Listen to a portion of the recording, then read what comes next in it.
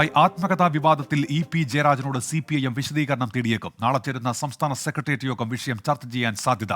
EP. ജയരാജന്റെ ആത്മകഥയിൽ doctor P. സരിനെതിരെ അതിരൂക്ഷ വിമർശനങ്ങൾ ഉന്നയിച്ചിരുന്നു. അതിനിടെ ഡോക്ടർ പി. സരിന്റെ പ്രചാരണത്തിനായി ഇ.പി. ജയരാജൻ പാലക്കാട്ടേക്ക് പുറപ്പെട്ടു. CPIMനെ തോൽപ്പിക്കാനാകില്ലെന്നും ഡോക്ടർ പി. സരിൻ നല്ല ഭൂരിപക്ഷത്തിൽ വിജയിക്കുമെന്നും ഇ.പി. ജയരാജൻ പറഞ്ഞു.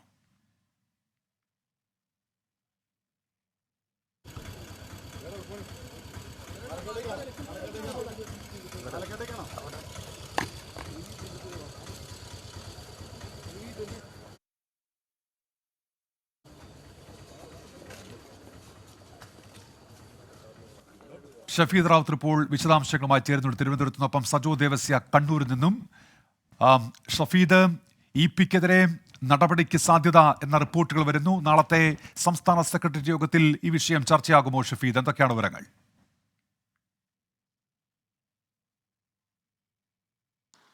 ഉന്മേഷ്, നാളെ ചേരുന്ന CPIMന്റെ സംസ്ഥാന സെക്രട്ടേറിയറ്റ് യോഗം ഈ വിഷയത്തിൽ വളരെ നിർണായകമാണെന്നുള്ള കാര്യത്തിൽ തർക്കമില്ല. കാരണം ഈ തിരഞ്ഞെടുപ്പ് ദിവസങ്ങളിലൊക്കെ തുടർച്ചയായി ഉണ്ടാക്കുന്ന ഇ.പിയുമായി ബന്ധപ്പെട്ട് ഉയരുന്ന വിവാദങ്ങൾ, പ്രശ്നങ്ങൾ, ആരോപണങ്ങൾ ഇതൊക്കെ പാർട്ടിയെ സംബന്ധിച്ചും സർക്കാരിനെ സംബന്ധിച്ചും വലിയ പ്രതിരോധത്തിലാകുന്ന ഒരു സാഹചര്യത്തിലേക്ക് കാര്യങ്ങൾ പോകുന്നുണ്ട്. നമുക്കറിയാം, ലോക്സഭാ തെരഞ്ഞെടുപ്പ് ദിവസത്തെ ഇ.പി. ജയരാജന്റെ പ്രതികരണം അതടക്കമുള്ള പ്രകാശ് ജാവ്ദേക്കറുമായി കൂടിക്കാഴ്ച വിവാദമടക്കമുള്ള കാര്യങ്ങൾ വന്നതിന് ശേഷം ഈ സംസ്ഥാന നേതൃത്വവുമായി ചെറിയ അകൽച്ചയിലായിരുന്നു ഇ.പി. ജയരാജൻ. അതിനുശേഷം നാളത്തെ സംസ്ഥാന സെക്രട്ടേറിയറ്റ് യോഗത്തിൽ പങ്കെടുക്കാൻ അദ്ദേഹം ട്രെയിൻ ടിക്കറ്റ് ഉൾപ്പെടെയുള്ള കാര്യങ്ങൾ ബുക്ക് ചെയ്തിരുന്നു. അങ്ങനെ വീണ്ടും ഡൽഹിയിൽ വെച്ച് മുഖ്യമന്ത്രിയും MV ഗോവിന്ദനുമായുള്ള കൂടിക്കാഴ്ച അതടക്കമുള്ള കാര്യങ്ങളിൽ വീണ്ടും ഒരു മഞ്ഞുരുക്കം ഉണ്ടാവുകയും പാർട്ടിയോട് ചെയ്തൊരു സാഹചര്യത്തിൽ കൂടിയാണ് പ്രതീക്ഷിക്കാത്ത ദിവസം വളരെ നിർണായകമായ ഉപതെരഞ്ഞെടുപ്പ് ദിവസം തന്നെ DC ബുക്സ് ആത്മകഥയുമായി ബന്ധപ്പെട്ട വിവരങ്ങൾ പുറത്തു വരുന്നത്. അത് ഈ ഏതെങ്കിലും തരത്തിൽ ആഗ്രഹിച്ച സമയത്താണോ വിഷയം പുറത്തു വന്നതെന്നുള്ള കാര്യം അതടക്കമുള്ള കാര്യങ്ങളിൽ വലിയ രാഷ്ട്രീയ വിവാദം നടക്കുകയാണ്. ഏതായാലും നാളെ ചേരുന്ന CPIMന്റെ സംസ്ഥാന സെക്രട്ടേറിയറ്റ് യോഗം ഈ വിഷയം ചർച്ച ചെയ്യും. അതിനുശേഷമായിരിക്കും ഇക്കാര്യത്തിലെ തുടർ തീരുമാനം എങ്ങനെ വേണമെന്നുള്ള കാര്യത്തിൽ ഒരു അന്തിമ തീരുമാനത്തിലേക്ക് എടുക്കുക. ഏതായാലും സർക്കാരിനും CPIMനും ഉപതെരഞ്ഞെടുപ്പ് ദിവസം അത് വലിയ തലവേദന ഉണ്ടാക്കിയെന്നുള്ള കാര്യത്തിൽ തർക്കമില്ല. പ്രത്യേകിച്ച് പാലക്കാട്ടെ സ്ഥാനാർത്ഥിത്വം, അതേപോലെ തന്നെ രാഷ്ട്രീയമായി പാർട്ടിയോടുള്ള അദ്ദേഹത്തിന്റെ അതൃപ്തി അടക്കമുള്ള കാര്യങ്ങളിലെ വിവരങ്ങളായിരുന്നു ഇന്നലെ പുറത്തു വന്നത്. ഇ.പി. ജയരാജനാകട്ടെ ആ വിഷയം പൂർണ്ണമായും തള്ളിക്കളയുന്നൊരു നിലപാടാണ് സ്വീകരിച്ചത്. മാത്രമല്ല DC ബുക്സിന് അദ്ദേഹം വക്കീൽ നോട്ടീസ് അയക്കുകയും ഒക്കെ ചെയ്തിരുന്നു. കൂടുതൽ പ്രതികരണത്തിലേക്ക് DC ബുക്സും കടന്നിട്ടില്ല. ഈ വിഷയത്തിൽ പാർട്ടിയെ സംബന്ധിച്ച ഇ.പി. ജയരാജനെ അന്വയിപ്പിച്ചു കൊണ്ടുവരുന്ന പാതയിൽ വീണ്ടും ഒരു പ്രതിസന്ധി ഉണ്ടാകുന്നു. ആ പ്രതിസന്ധി പാർട്ടി എങ്ങനെ നോക്കിക്കാണും, അതിനെ എങ്ങനെ കൈകാര്യം ചെയ്യുമെന്നുള്ളതാണ് ഇതിൽ നിർണായകമായിട്ടുള്ള കാര്യം. നാളെ സംസ്ഥാന സെക്രട്ടേറിയറ്റിൽ ഈ വിഷയം ചർച്ച ചെയ്യും. നടപടി ഉണ്ടാകുമോ, അത് ഏത് രീതിയിലുള്ള നടപടി എന്നടക്കമുള്ള കാര്യങ്ങളിൽ ഇപ്പോഴും വ്യക്തതയില്ല. ഏതായാലും വിഷയം ചർച്ച ചെയ്ത ശേഷം തുടർ തീരുമാനം എന്നുള്ളതാണ് നിലവിൽ ഇപ്പോൾ CPIMന്റെ സംസ്ഥാന നേതൃത്വം എടുത്തിരിക്കുന്ന നിലപാട്. ശരി, ഷഫീദ് റാവുത്തറാണ് വിവരങ്ങൾ നൽകിയത്.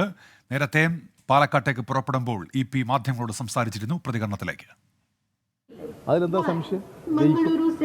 നല്ല ഭൂരിപക്ഷത്തോടുകൂടി ആരെന്ത് ശ്രമിച്ചാൽ CPIMനെ തോൽപ്പിക്കാൻ കഴിയില്ല. CPIMനെ തോൽപ്പിക്കാൻ സാധിക്കില്ല. LDFനെ തോൽപ്പിക്കാൻ കഴിയില്ല. സജോ ദേവസ്യുണ്ട് വിവരങ്ങളുമായി ഇപ്പോൾ. സജോ, എന്തൊക്കെയാണ് അദ്ദേഹം പറഞ്ഞ കാര്യങ്ങൾ?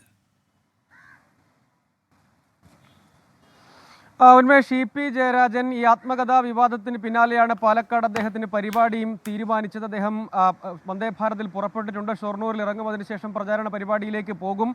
അവിടെ വെച്ച് വിശദമായ വാർത്താ സമ്മേളനം നടത്തും എന്നൊക്കെ അദ്ദേഹം വിശദീകരിക്കുന്നുണ്ട്.